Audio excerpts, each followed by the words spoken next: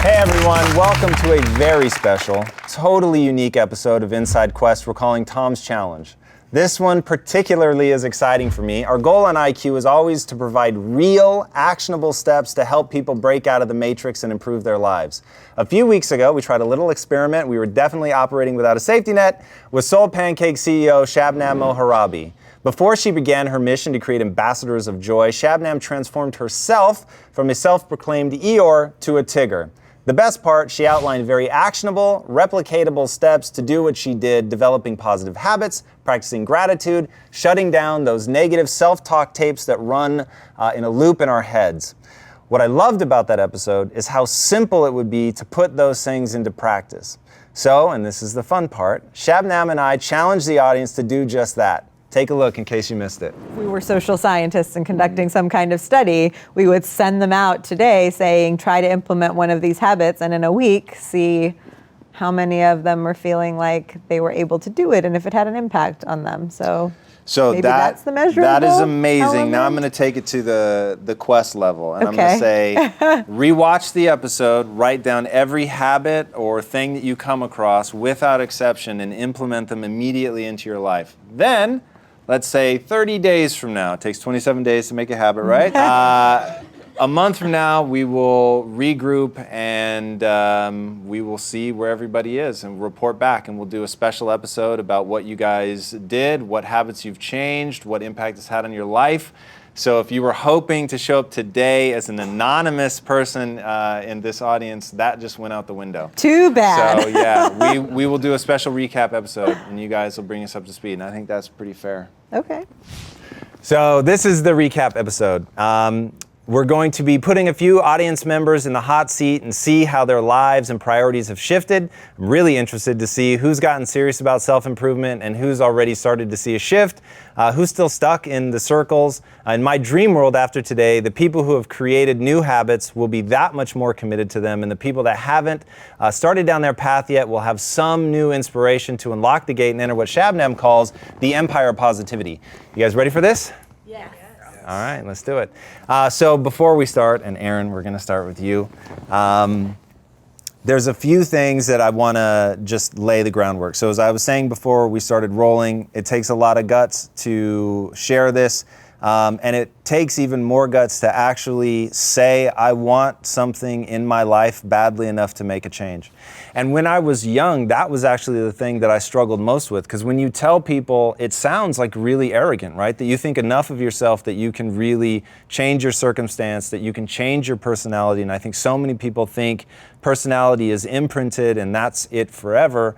So that these lofty headed dreamers that think that they can change, that it's almost narcissistic. And that makes me really sad, because that's people that don't embrace the human propensity and ability to change. And we had a great guest on who talked about how humans are an active organism. If you guys remember, it was Ed Deci, a very famous psychologist, and he said, all of my theories, this being him, all of my theories start with the assumption that a human is an active organism that has evolved the ability to overcome environmental challenges. And when you understand the human animal from that perspective, that we've evolved this tendency to seek adventure, that it is an adaptive quality to want to grow and gain mastery over your environment, which look around us, humans do very, very well. So that to me, when I was talking to Shabnam, that was the thing that seemed most interesting. The promise that I want this show to deliver on is that if you watch it, if you engage with it, if you actually do something with the advice of all these people that we try to get on the show, if you actually do something with it, it will change your life.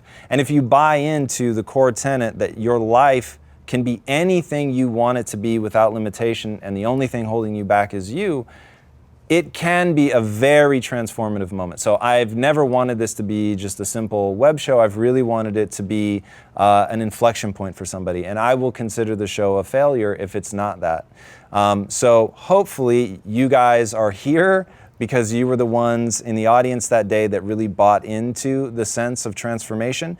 I will be very honest in my feedback, and hopefully that is the tacit agreement that we all have. Is that it doesn't do any good to placate you or patronize you. We'll push each other, and hopefully you guys will push me as hard as I push you. I'm only interested in finding what truly works, right?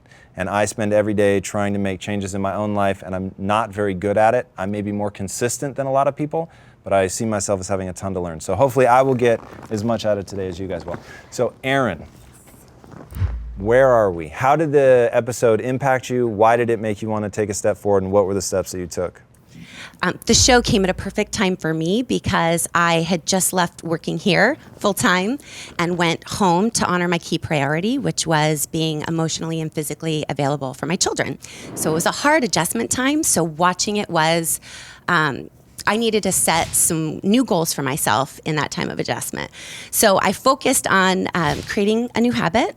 I focused on gratitude, which is actually something very intrinsic to me anyway. So I needed to reshape that one so that I could do it every day. And then I wanted to focus on the really bad tape recorder because everything she said just resonated so much with me. So I'll start with the gratitude part.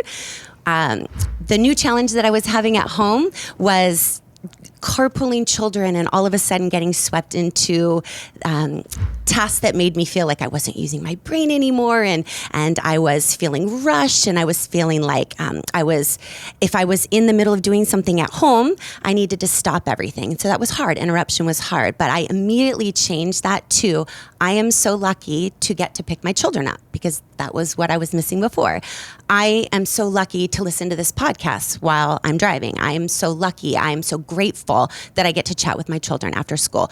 So that was actually a very easy habit to create for myself, that because I really do truly feel that way. A harder habit to create from. Well, before we move away from that one, because it sounds like you've got a really deep understanding of how to create a habit. Mm-hmm. So what was the trigger? So if you know Nir Eyal, who's also been a guest on the show, he wrote a book called Hooked, and he talked about the cycle of a habit, right? And the cycle of a habit begins with a trigger.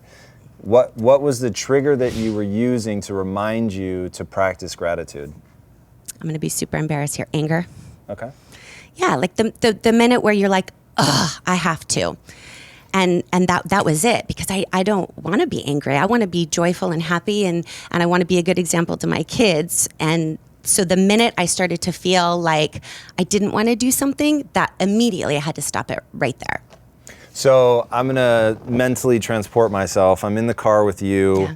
And the reason I want to do this is because I think that people think there's something mystical to habits, and it's really not. It's about what I call mental jujitsu, finding some trigger, something that you don't like, and flipping it into something that you do like. And it really is that simple, right? So you're in the car, the kids are arguing, they're whatever, asking you 1,000 different questions, you're trying to listen to your podcast, you can feel it sort of building up, and then it reaches a moment of awareness where you realize you're angry.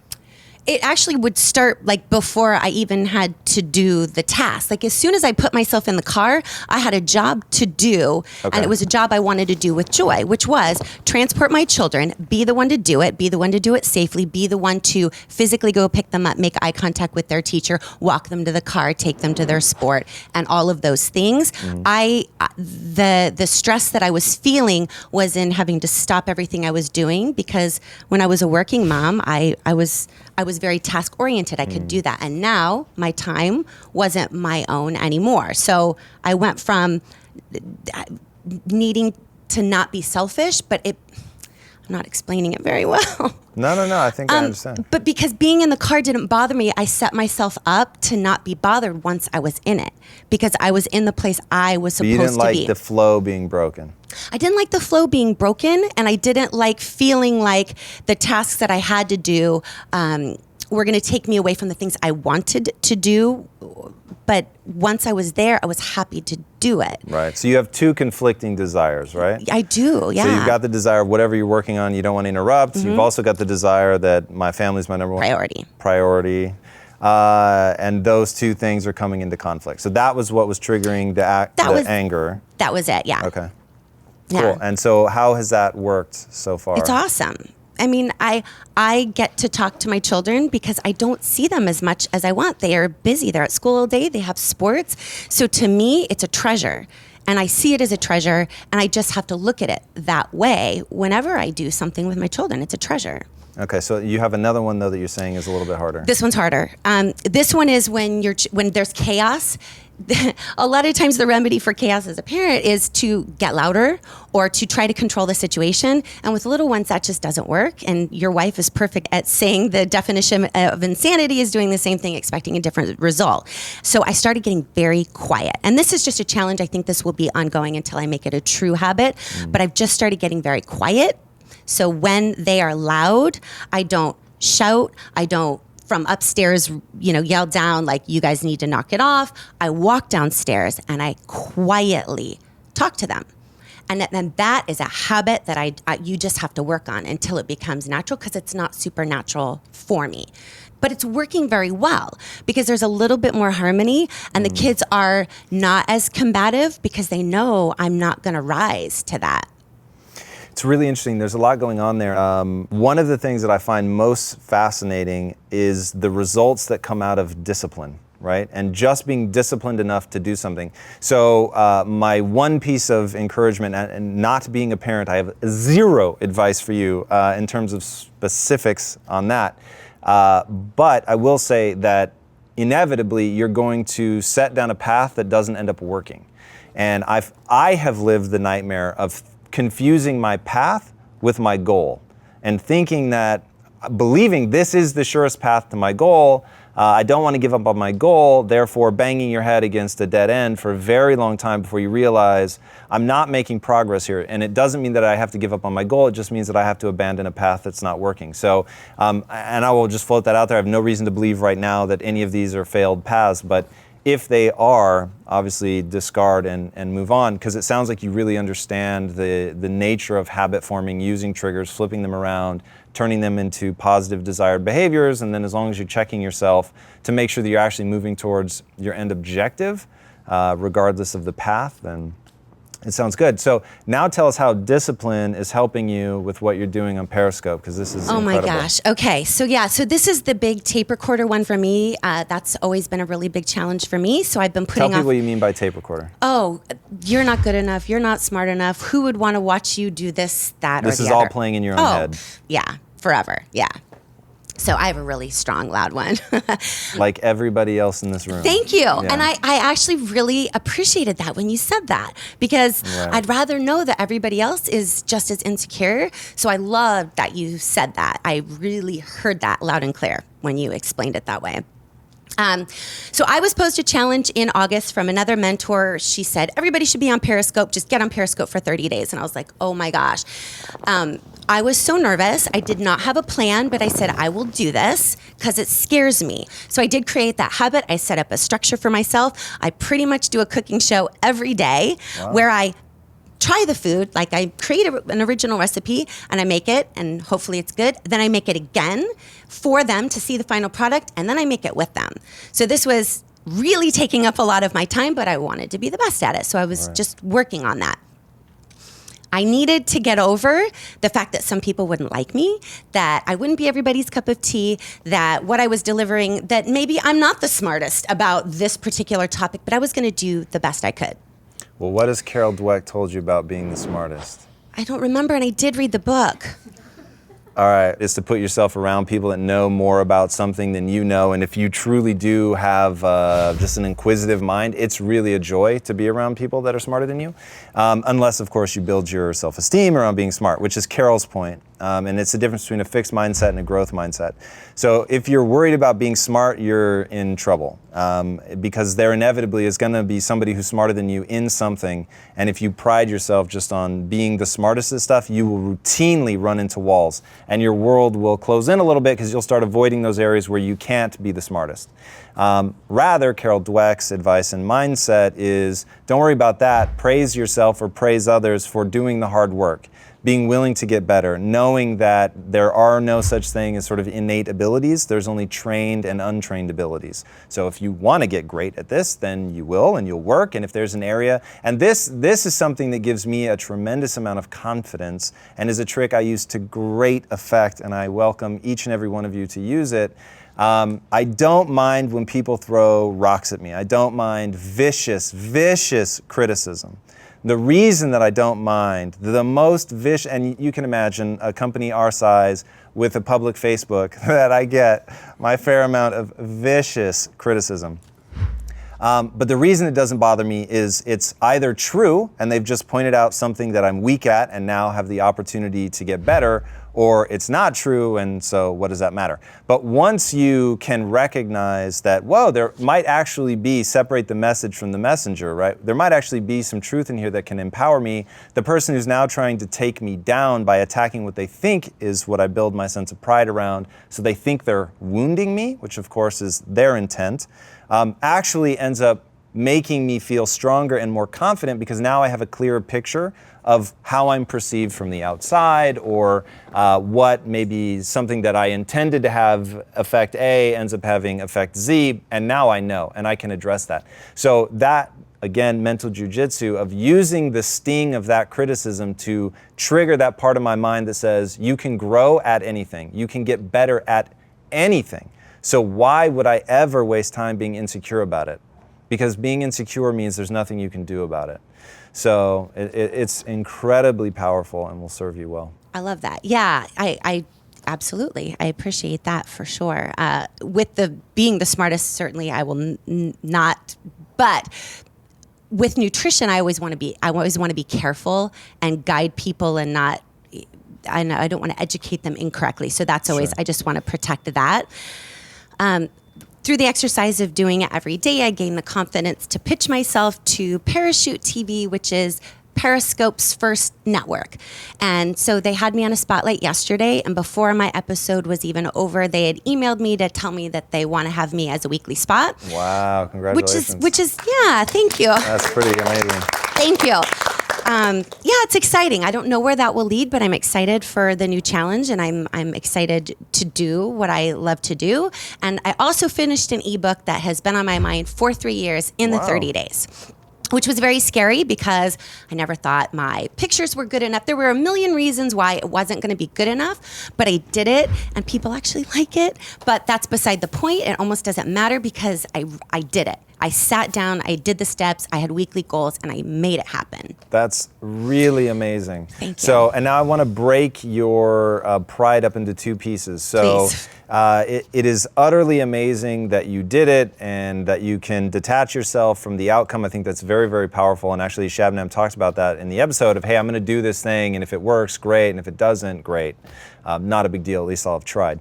And that's critical. But don't be afraid to want success. Like, don't be afraid to want to deliver value to the audience and to listen. Like, are they liking what I'm giving them, right? That's okay. And somehow in society that's become taboo to be like, I'm super stoked that this got picked up and I'm super stoked that people love it. It's the thing we have to be careful about is don't betray yourself to get somebody's approval, right? That is a Pyrrhic victory by definition. You've sort of won, but you've lost everything that you could ever care about. So hopefully nobody would ever encourage you to do that. But within the authentic, my authentic goal for this show is to have hundreds of thousands of subscribers, right? To ultimately be the #1 podcast on iTunes in our genre, those are all real goals. Now, I won't betray what I'm trying to accomplish with the show in order to do it, but to be afraid to put those lofty goals out there ultimately will end up holding you back. So don't be afraid to dream big. Thank you for that. I appreciate that. Thank you. It's Thank incredible. you. Thank you for making me do the challenge. Oh, Not making sure. me, but when you say something, I physically have to do it. I love it. It's amazing. Amazing. Well done. Thank you for sharing. All right. Next up to bat is Amy Gann. AG. All right. So walk us through. So was here for the taping of the episode. I, was part of the challenge. I kind of just, it was in the back of my head. I didn't do it right away. I was like, I don't have to change. I'm awesome. I'm perfect.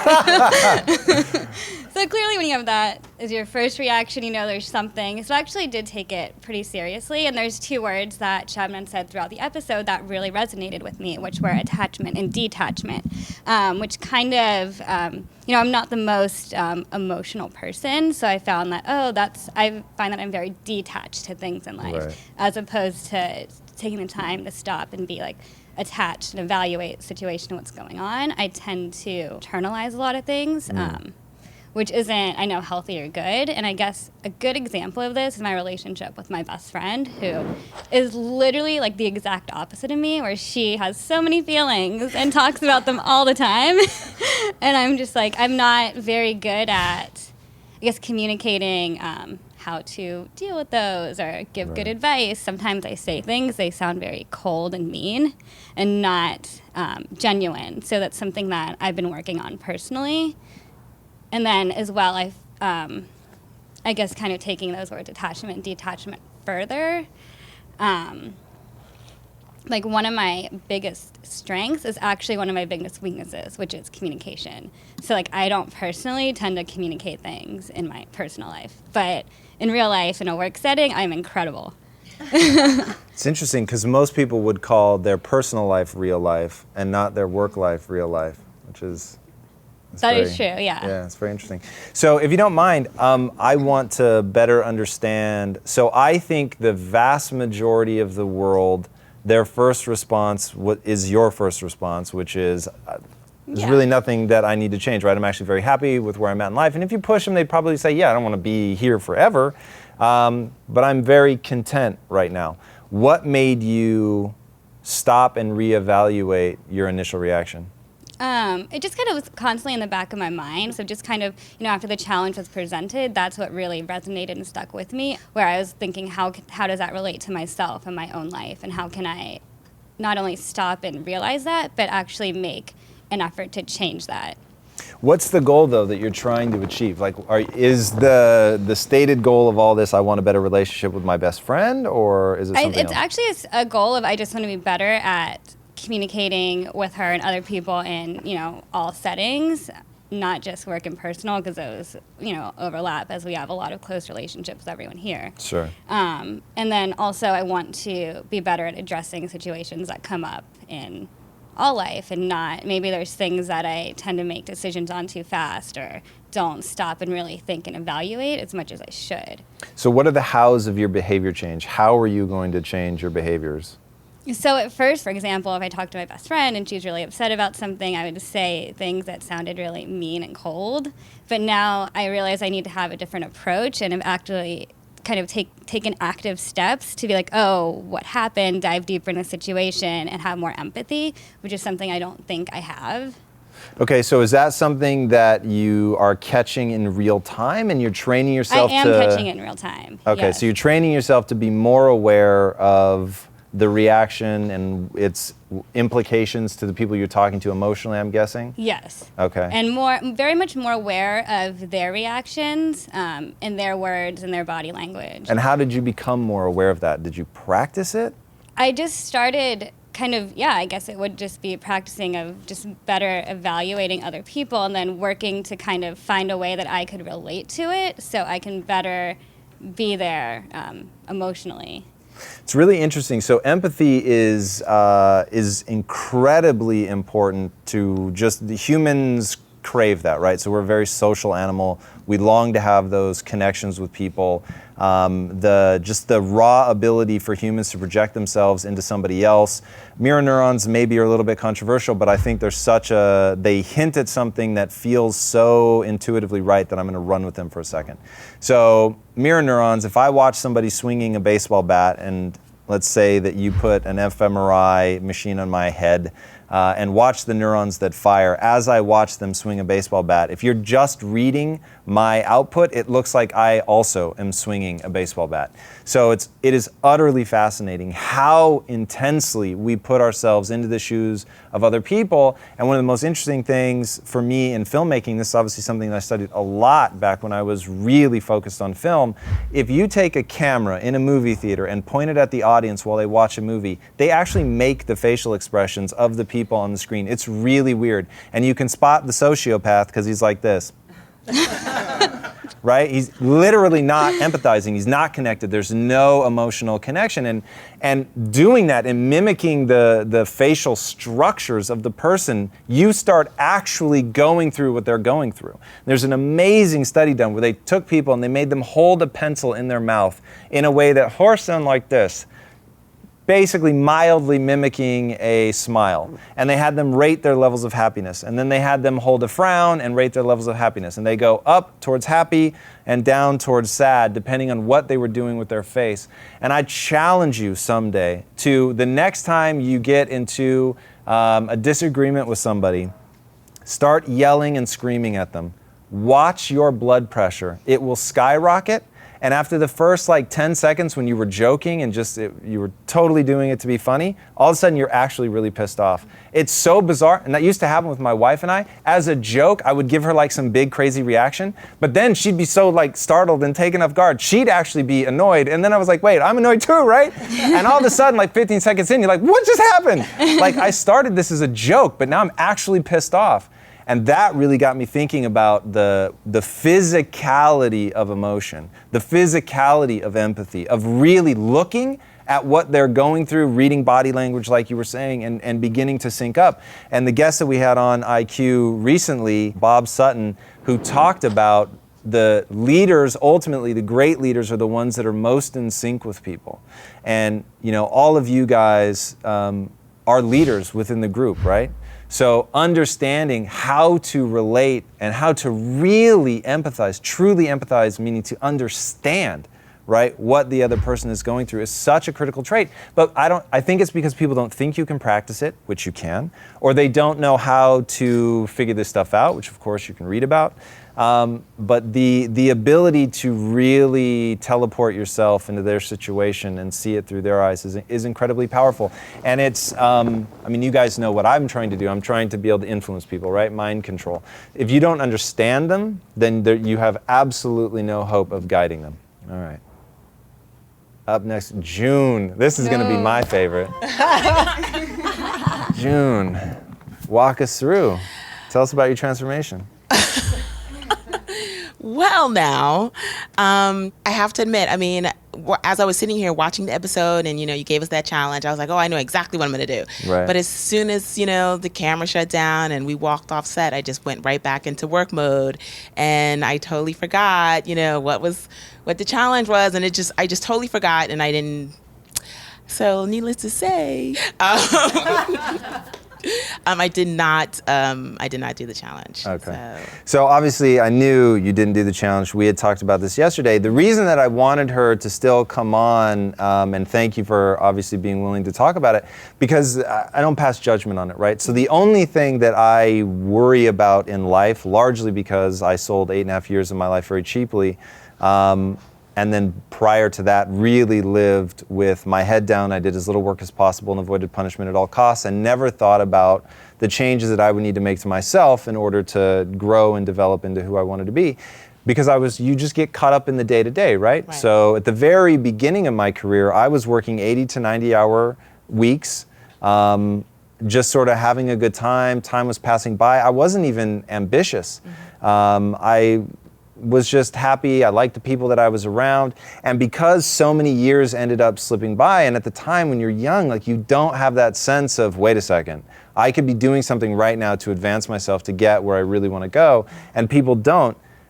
Once you get into that cycle of oh, I'll do it tomorrow, right? I'll put it off, I'll do it tomorrow. There's no more destructive cycle than believing that you will do it tomorrow. There's no more destructive action than to say, I'll start working out on Monday, right? Those are all, they're so self-defeating.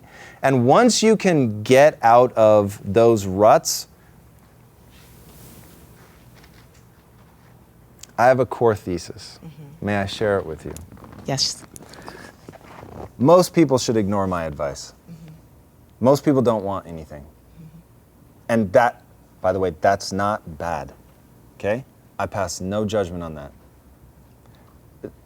I will use my dad as an example.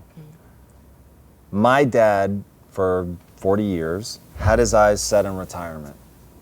And he made it, and he saved up money, and he is living the life he was meant to live. I can't tell you how happy this guy is. It's literally crazy. Now, I would punch myself in the mouth over and over and over, and then throw myself in a crocodile pit and hope that they eat me as fast as possible to get away from that life. Like, that's how much I would hate that life. So I get, for everybody, some people, like, we all want different things. So truly, most people probably, they want to go home at night, they want to watch TV, they want to chill, they want to relax. Now, they're probably not watching this show, so I will get back to the people that are, who I make the one fundamental assumption, that you are wildly ambitious. That there's something, doesn't matter what it is, but there's something you want in your life really badly. And I know the secret to making that happen, the only secret that exists, is getting out of your own way. Finding all the myriad ways that you trip yourself up. And there's a couple that we'll talk about today. One is laziness. I am profoundly lazy. Now, we have the good fortune of having two people here today that can vouch for the behind-the-scenes laziness. My sister, who I promise you has shell shock PTSD over the level to which I am lazy, okay? Because she has done probably more of my chores than any human being has the right to have done, simply because I would fight so hard to not do them that it was such a strain on my relationship with my mom that my sister would just try to make things go away, right? Because it was just, that's how lazy. And my poor, long-suffering wife, who, oh dear God, like, I wouldn't have a yard until I could afford to pay someone else to clean it.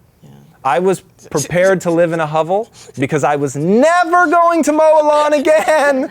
Like, once I don't value something, I have no intrinsic work ethic. None. It has to be in service of something that I want really, really badly. So laziness holds us all back. So when I hear that you didn't do anything about it, and I believe that you're wildly ambitious, then I know we've got a motivation problem, right?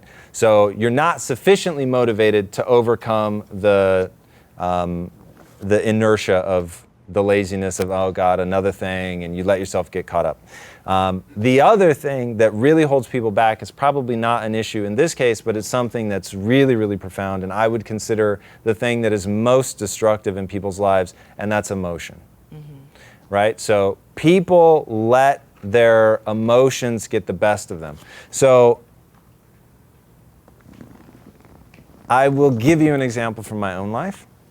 Running a company as visible as ours, social media is a double-edged sword, right? So the more I allow myself to be visible, the more I am the whipping boy for the mistakes that I make, right? Because I have allowed myself to be the very public face of a very public company, not public in the market sense, but just public facing. And people come at you with, they come at you viciously, right? So in those moments, and Rainn Wilson talked about it on the show, it's not that it doesn't suck, like that sucks, right? To know that somebody is that pissed off, they would actually take time out of their day to put like a really eloquent sentence together about what an asshole you are, right? And they really do, like, they're well written. Like some of these, I'm like, bravo, right? But that I have managed to make you that mad that you've taken the time to really like assess what would really fucking hurt, right? And then put it together in a really well-researched and well-written way is like, wow, okay, so I have triggered something in this person. But I know in that moment, only I can give them the power to fuck me up, right? Only I can let them take over my brain and hijack it. Because the lizard brain, right, we talked about this before the camera started rolling. You've got the lizard brain, the mammalian brain, and then the neocortex on top of it, the thing that makes you human.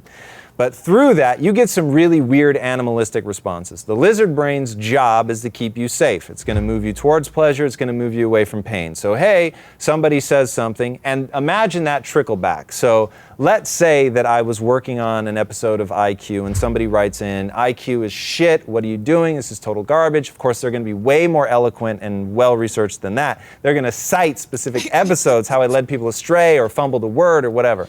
At that moment, if I let them hijack my brain, then I start saying, ooh, I don't know that I really want to keep doing Inside Quest because I'm vulnerable, right?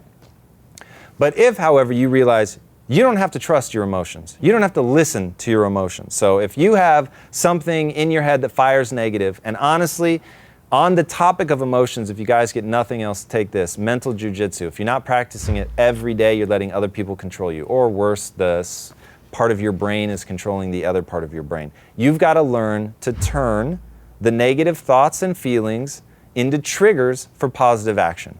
That's it. Take the negative thoughts and feelings and flip them into positive actions, right? Actions. Moving yourself forward. What would that be? So every time I feel some sort of sting, my mind throwing up an insecurity, somebody coming after me, I immediately flip it around into positive action. So it's going to be something people think, I've talked about this ad nauseum, that I'm comfortable in front of people, or that I don't get insecure, or what, all false. I get super nervous about doing this. I get super uncomfortable being in front of people. It is really lame when people come after you, but I have a tremendous amount of pride in having found a way to turn all of that into something positive. And most people don't. So watch how often you see me get angry. In fact, my wife has one complaint about me, and that's that I get angry way too slowly. The reason that I don't get angry is because I got angry, I just flipped it into something before it reached my face, right? I flipped it into something before I externalized it, because I know in very rare circumstances will anger move me towards my goals. Now, it will sometimes, and those are the times that you're going to see me get angry, but you're never going to see me get angry out of control, because that doesn't serve me, right? So number one lesson, if you want to do something great with your life, get control of your emotions. Period. Get control of your emotions. So I'll put it in an extreme case. Somebody, probably later today, is going to say something hurtful towards you. And you're going to have every right to be hurt in that moment. But I'll ask you one simple question. Does being hurt move you towards your goals or not? And I'm going to guess the answer is no. So if being hurt doesn't move you towards your goals, and you don't immediately flip that sting, which will exist, but if you don't immediately flip that sting into positive action, you are failing yourself. Now here's the advanced class. When you realize, oh shit, I gave in again to the negative voice in my head, I didn't flip it into positive action, I'm a terrible person, right? If you start spinning out of control, like now you're just making it worse, right? So ask yourself again, does beating myself up over not having turned that thing into positive action serve me, yes or no? And if the answer is no, then that's where we stop. Cool, we messed up, we didn't take advantage of the situation, but beating myself up over it isn't going to help me. Now, all of life is disciplined practice. This weekend, there was something really niggling at me. It was really bothering me, and it was on my mind. And then I had the chance to speak to somebody that I love very much. And I was like, all of life is disciplined practice. I'm going to fully engage in this conversation, and I'm going to play a game with myself, and I'm going to see how much can I compartmentalize that thing that is not serving me, is not moving me towards my goals, push it off to the side, and have a very engaged, real, totally authentic conversation with this person. And like at first it was kind of rough and it sucked and I was all like only sort of partly there and you're like, sorry, what'd you say? Repeat that. And then finally you get into it. That to me is how you use disciplined practice to get ahead mentally. You literally make games of this stuff. You literally take the lemons and you make lemonade. But you got to practice it. Practice. Yeah. All right. Thank you. You're welcome. Next up to bat, Ray.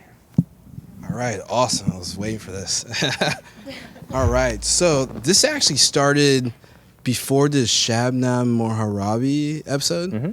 And it was actually a year ago. I actually kicked down the door of your office, and I was frustrated at my own self of where I was as an entrepreneur. I was finding myself with 1,000 ideas of how to get rich, and I was not following through with them. I would work for a week at it, I'll find myself stuck and I'll quit. And I asked you, why was this happening? And you basically told me that the things I was doing, I didn't have any love for it. And all I did was care about making money.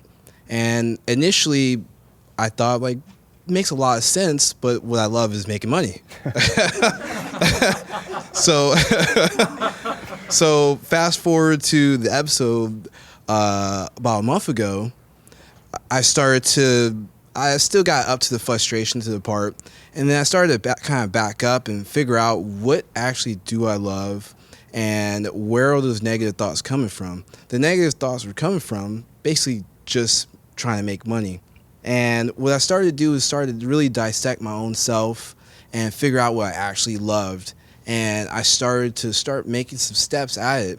And I figured out what I love with sports. So I started to really look on what I can do, how to make $1 million in sports. The time become a professional athlete, which is the best way to become a millionaire, is already passed by. That wasn't going to happen. So how was I going to become it? So I started noticing that I like fantasy football, and I actually started to like something called sports investing, which everyone else knows is sports betting. And I decided a month ago I wanted to become an expert at it. I wanted to take some time and take a half hour to hour every day and learn as much as I can about it. And then I wanted to bring value to other people out there that might not know as much of sports as I do. So I started to learn more about it. And in the culmination, I started a website called fansfuture.com. And what it's going to be is just giving advice about sports, things that I know and things I'm learning currently, and to help other people out so they can make money at it. And the gratitude that I have, I start expressing that enjoy the time I'm at now and not worry about not being a millionaire, and that will come in the future. And it's really helped me because I've actually started to like what I'm doing. Like before, had no interest, and now like I actually see some growth to myself. So I'm really on the bridge to success. Got the rope out of the matrix. I'm climbing that mountain, and I'm going to get to that plane or where I'm out of the matrix, and I'm going to be where I'm at. It's amazing, man. That's a really awesome tale of discipline and time allocation. Time allocation is such a big deal, and so often people don't realize how much time they have. Tony Robbins has an awesome quote: people overestimate what they can do in a year, and they underestimate what they can do in a decade. Once you get past that overestimation of what you can do in a year and you start playing the long game, it is transformative. And I don't like to limit myself, so I don't want to say that it necessarily takes 10,000 hours, right? That's sort of the golden rule. It takes 10,000 hours to become a master at anything. But if you can embrace that you would have to clock 10,000 hours in order to get there, like if you still want to do something that's going to take you that long, then you know it's really something that you care about, and it's really something that you will gain mastery in. And if you're using disciplined practice during that time, you can transform your life in 10,000 hours. I mean, to become truly unrecognizable. So having the discipline to do it every day, having the discipline to chase something that is more fundamental to the human condition, which is the love of the thing you're doing right now, which is way more human than the sort of distant, I want to have money, which people think it comes fast and it doesn't. So assume that money also is going to take you 10,000 hours in order to get to it. Wouldn't you like to enjoy the 10,000 hours? That's an amazing story. I love that. Thank you for sharing. Not a problem. All right, next up, Melissa. Hello. Hello. I had a hard time starting because that's my problem is I have a hard time starting a lot of things, and I just kind of get stuck in my head and end up just kind of sitting on the couch not doing a lot of things. And so that's kind of my problem and something I really need to get past and get forward. But one thing that really resonated with me with her in that kind of along the same realm was that she was the Eeyore. I think with me, I kind of let things stop me. I kind of let, a lot of times I think it's probably people as well. I don't assert myself as much because I'm very easy, just kind of, okay, sure, yeah, let's make that work and try and make everyone comfortable. In the end, everyone's comfortable and I'm just kind of like, well, where am I going next, So. And are you enjoying being more assertive?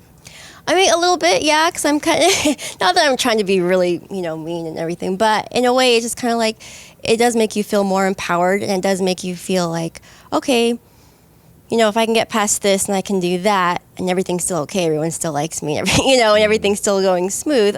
Like one thing someone asked me before is like, where do you see yourself in 5 years? And I hate it when people ask me that question because I'm always just like, well, I guess it depends on, and I always put other people's, situations in front of mine. So now I can have a clear path of my future and not really have to worry about if everybody else is okay and everybody else is taken care of before that.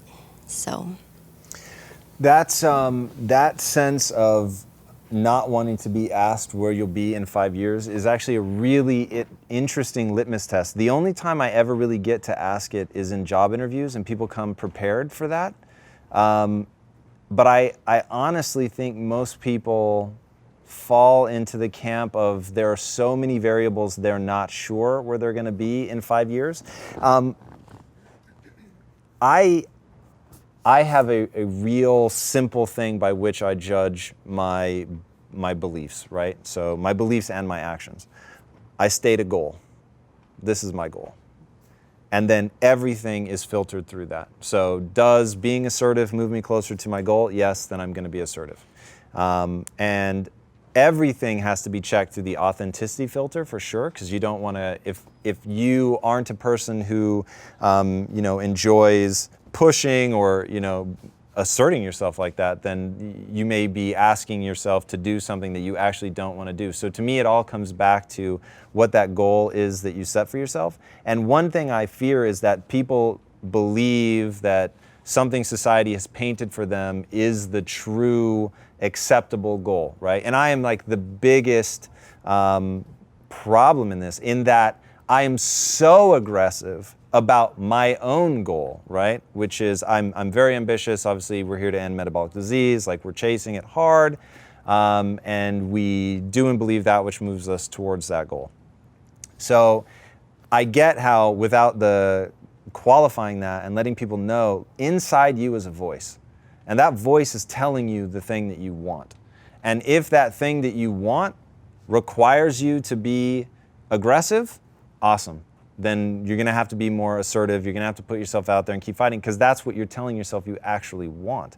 But if, on the other hand, your values guide behavior. So if your personal values are harmony within the home, right? Then you really have to check yourself against that value. So what would you say is, for you, your highest value? my highest value, I guess I want to be valued higher, and I want to stand out, and I don't. And like you could probably even tell, I have a very soft voice, and that's kind of hard for me. And so that's where I want to come out and just. Okay, so I'm going to pretend for a second that is all true, locked in stone, that you want to stand out. So I think there's 5 things that motivate people, at least within the context of work: money, autonomy, a desire for mastery, purpose, and significance. So let's focus on the last 2, purpose and significance. No one can give you purpose, right? And your significance is going to come from how well you execute on your purpose. So if you want to stand out, I mean, look at Lady Gaga. She doesn't have to say a word to stand out, right? You show up dressed in meat, and all of a sudden you're going to stand out. So that really isn't the problem. The problem, and you have to be recursive, right? You have to keep asking yourself why questions till you get to the truth. The problem is that you're actually afraid to stand out, right? So if a grizzly bear showed up right now and was mauling June to death, right? And nobody else noticed, you wouldn't be like, guys, right? You'd freak out, and we would all know immediately that June was being mauled to death by a bear. Don't worry, June. I know you're crafty. No bear's getting a hold of you. It's motivation. Motivation becomes the problem. Clarity in your life about what you want. And so I hate things that I can't provide for people. Because, man, it's awesome to see that light click on, and when somebody actually finds their purpose and they know what they want, it is so awesome. They become a whole new person. They pursue it. They go after it, and there's just a joy in their life. There's a purpose. And then because they have a purpose, they can judge their significance based on whether or not they're delivering on that, right? So I would say finding that clarity of what you want, writing it down. And there's an awesome book called Be So Good They Can't Ignore You, which, thanks to Nikki J, who's here somewhere, recommended that I read that. And basically the hypothesis of the book is that passion is a total myth. And anybody who tells you to follow your passion is a fool, which I have been very, very guilty of. But I will tell you that it's really a two-part equation. So basically, he gives instructions, really, really great instructions on how you can turn something into a passion. I'd love to get him on the show and push him a little bit.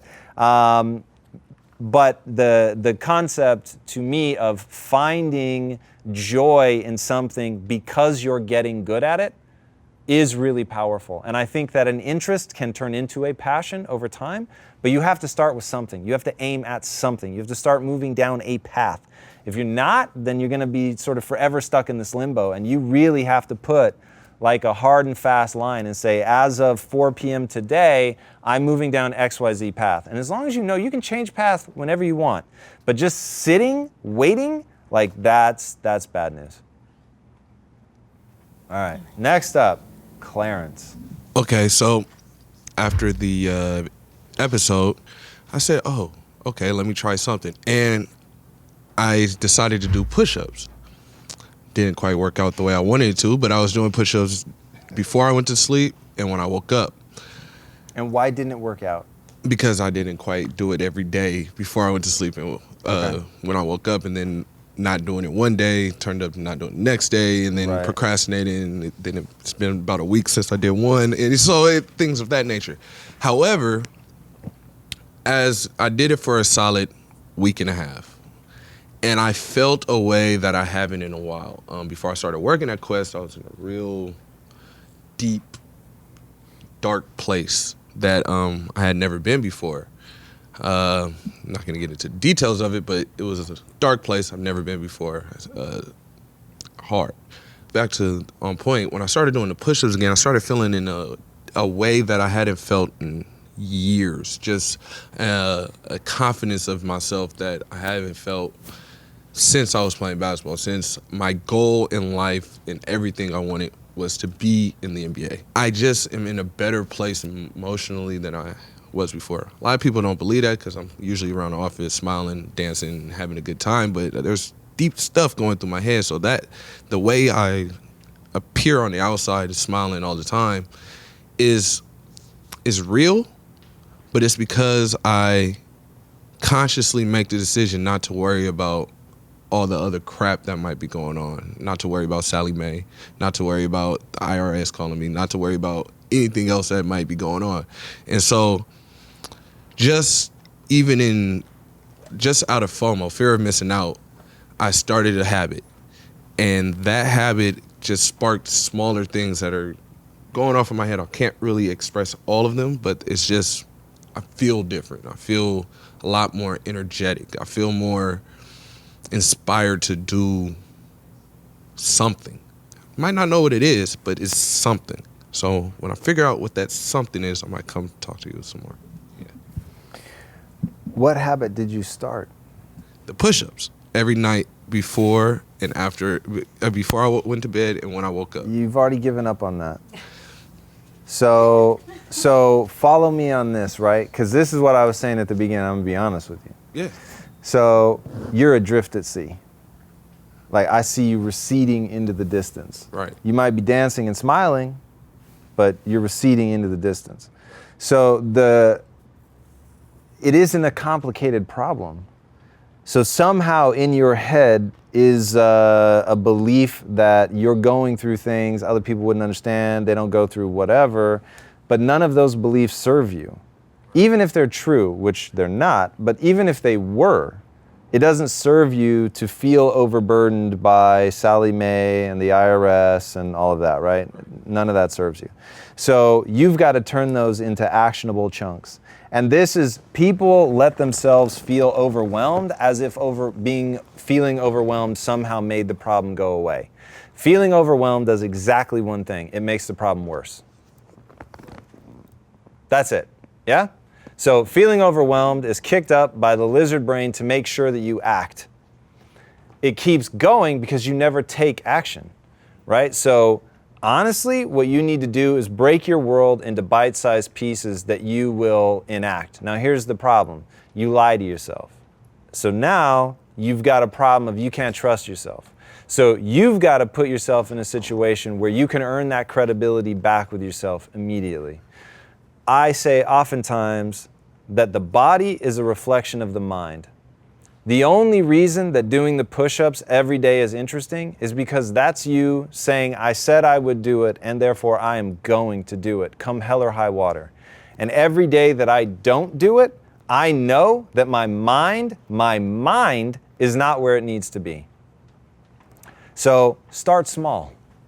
Tell yourself, I will do a push-up every night before I go to bed, and I will do a push-up every morning when I wake up. On your knees, fine. Like, it doesn't even have to be like a full-fledged push-up, but you said you were gonna do it and you're gonna do it. And there's no universe in which you don't do it. There's a universe where you don't get any sleep. There's a universe where the doctor calls up and says, you're on a fucking broken arm. What are you doing? You can't do push-ups. All of those worlds can exist. But the world that can exist is where you told yourself you would do it and then you don't do it. That world, my friend, is out of the question unless you want to continue to drift out to sea. Now, the great news is you have exactly one enemy. That's it. You've betrayed yourself and lost all sense of confidence and belief in yourself. Nobody else. This is not Sally Mae. This is not the IRS. This is about Clarence telling Clarence he's going to do stuff, and then Clarence doesn't do stuff. Right. So back it up, because we've got to change behaviors. You need to win. So you need to pick a behavior that you know you will stick with. And then cool, when you feel like 2 push-ups, do 2. When you feel like 5 with your knees up, do 5 with your knees up. But don't say you're going to do 5 when you know you're going to do 4 on your knees. Just say, I'm going to do 4 on my knees and do 4 on your knees. And then you know, when I say it, I do it. And then you will start to get excited to see, I want to push it now. I'm actually interested because you've got the cachet behind you of these wins. But when it's a failure, you teach yourself failure's okay. This advice goes to you. You guys, failure's okay. For you, failure's not okay, right? That's precisely what you have to root out of your life. But it comes to making promises that you're actually prepared to keep, and then knowing, okay, cool, I keep my promises. Once you have that, you'll feel better, it will set you on the right path, and you can start making bigger and bigger. We can take this offline and get way more philosophical and deep, but that's where you need to start for today. Okay. All right, everybody, that's the end of part 1 of this special 2-part episode. To watch the second half, be sure to click right here. Thanks for spending your time with us today, guys. Take care. Thank you guys very much. Amazing.